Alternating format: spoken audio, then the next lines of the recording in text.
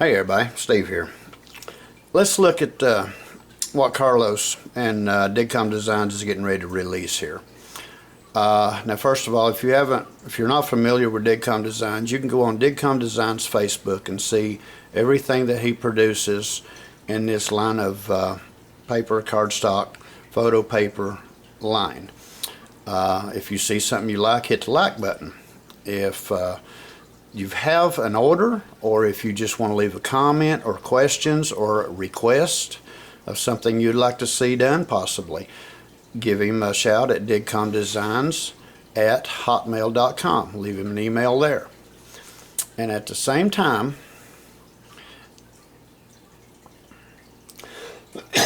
excuse me, Strike Force Hobbies is also carrying DigCom Designs products. Now, all these products come in a PDF file. So once you purchase the initial PDF file, it will be sent to you by email, and you download it, and then you can use it and copy as many as you choose of the products in that PDF file. There is no limit. Say like you get a container copy. You can produce that container 100 times if you want to, all for the initial price of the $5.95 for container price.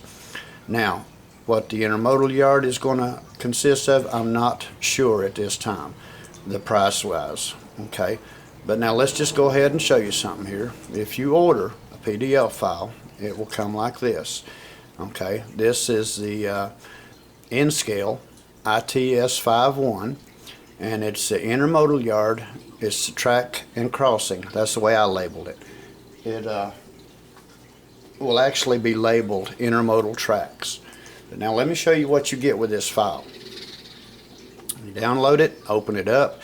First thing you'll see is this one right here. Now, as you can see, you've got two tracks here. Okay, track 1, track 2. And there's a diagram laid out for you inside right here. So you can see you've got two rectangle blocks. The outside is for the outside edge of the track. Okay? The inside block is for the inside edges of the track. So what you would want to do is when you get ready to place this down, you cut it down, and you can also take this center section here and place in between on top of the ties, or the concrete ties, whichever you're using.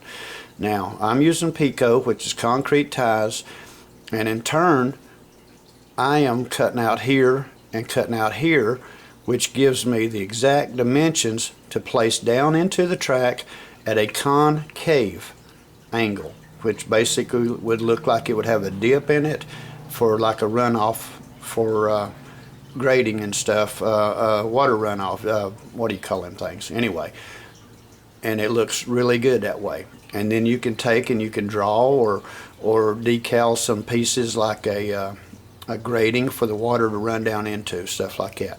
But okay, this is page 1 that you will get on this PDF file, and as you can see, I'm gonna go through this. So this is page 2, which gives you the end line markers here for the safety markers down here, as you can see it.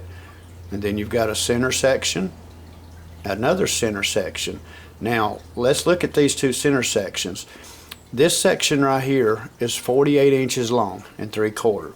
If you want it longer, no big deal. Make a copy of this one here, a copy of this one here, and just add them to it, because you can put them in between here as far as you want to make this. If you want to make a curve, just cut your angles and make your curve out of it for a curved intermodal yard. And then you have your other end section here. Okay, at that time you'll need to have another one of these 1 and 2s right here, which to place on this end if you choose. You don't have to. This is just depending on how long you want this.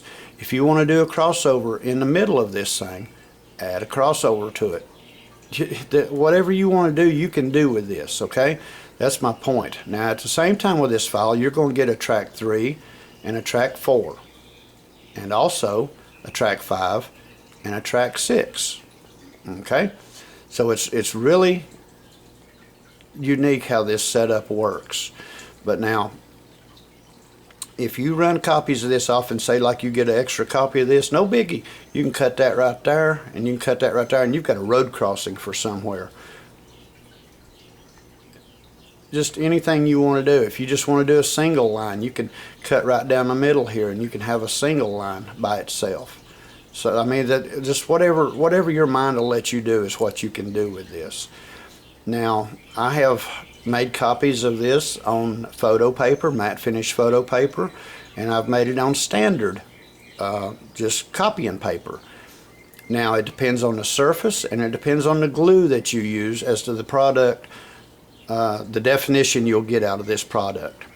Okay, now I'm getting a better printing copy on standard copying paper, but if you use a spray adhesive that has moisture in it, it's going to make the paper damp.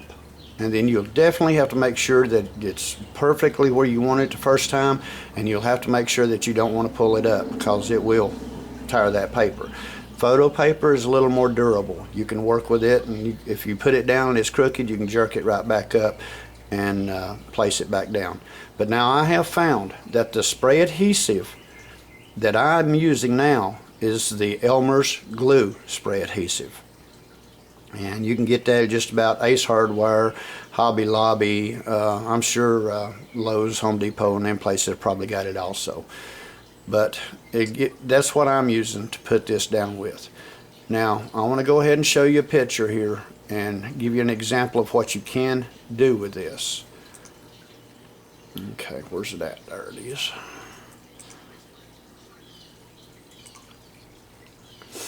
Okay.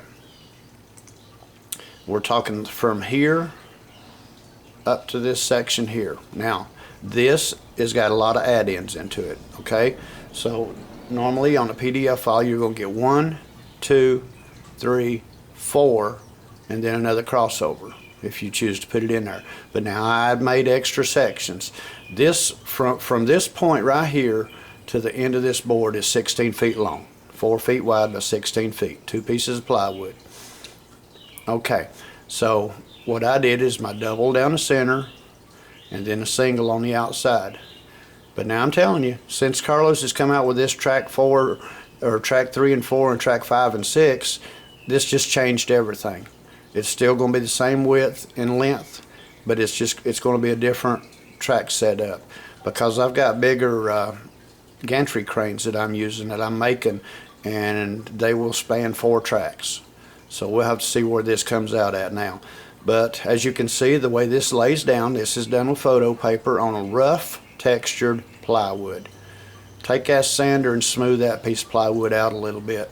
It'll give it a more of a flat finish. But then again, if you want like potholes, dips and ridges and stuff, leave it a rough texture. There's just whatever detail you want, you can do with this. Now, future files, I'm sure, will consist of the container stacking area.